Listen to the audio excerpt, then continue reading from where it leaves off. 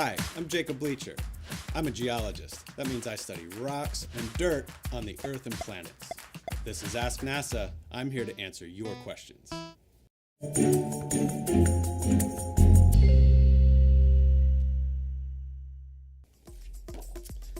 What is unique about the surface of the moon? Well, the moon is quite unique from the Earth. It has no atmosphere. There's no air to breathe. What that means is that the processes that have occurred on the moon are all preserved there in the rocks. For instance, if you look at the moon from the Earth, you may see circles. Those circles are impact craters. Let me show you.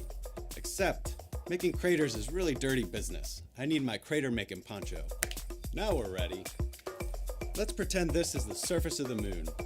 It looks a lot like this. That's one crater, but the surface of the moon has many more. Oh, that was a good one. On the moon, these craters have formed over time, and as you saw, material from each crater buries the previous ones, making this very rough terrain. In that terrain, at the pole, there are some craters that we believe have water ice trapped there, and they never see the sunlight. That's good for science, and could also be a resource that helps our astronauts survive. Why study moon rocks? Well, besides the fact that rocks are awesome, each rock is kind of like a person. It has its own fingerprint. We talked about impact craters. That's recorded in the rocks. Whether or not ice or water has been near there, that's recorded in the rocks. It tells us the history of the moon. What tools will astronauts use to explore the moon? Well, hopefully we'll have plenty of tools for them. For instance, something like this. This is a hammer like you would use here on Earth. It's a geologist's best friend. It helps us to break up rocks and select samples. We could also use things like rakes and shovels to help us find the right kind of material to bring home.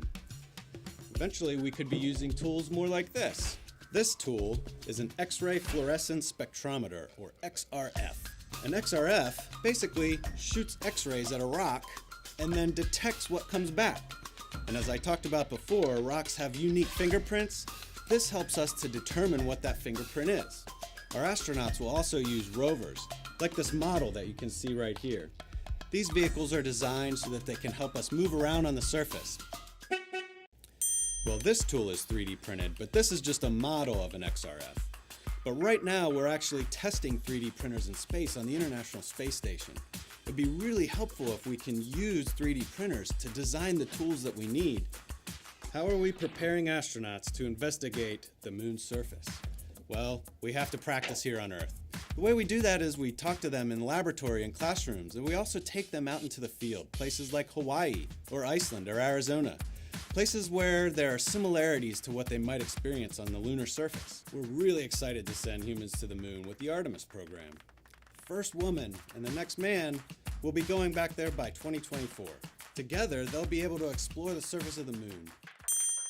Right now, our plan is to send crew to the surface of the moon once per year and bring more supplies to the surface so that we can explore more and more of the South Polar region. That is a great question. The first thing that's going to be very different is that during Apollo, the sun was overhead. But at the South Pole, the sun is always going to be right on the horizon. That means we'll have really long shadows and areas that are very dark. It's going to be very different. We really are exploring a brand new terrain where no one has ever been. The studies we'll be trying to do are looking at and understanding perhaps the water cycle on the moon. And we really want to understand the processes that lead to that water being preserved there. Ooh, that's an intriguing question. First of all, we can see fairly deep into the interior of the moon by looking into craters. That's kind of our natural laboratory for getting at the inside of the crater. Every time a crater forms, there's an explosion that moves rock up and out from inside of the moon. So our astronauts walking around the rim of the craters can pick up rocks that came from deep inside. The bigger the crater, the deeper the rocks. Well, in fact, we are aiming for farther out. Eventually, we want to get to Mars. But first, we're going to go to the moon and learn some really important answers to questions that will help us survive the trip out to Mars here, because I guarantee you I'm going to have a lot of questions for them when they get back. Do you have a question for NASA? Send your questions to our experts using hashtag AskNASA. NASA.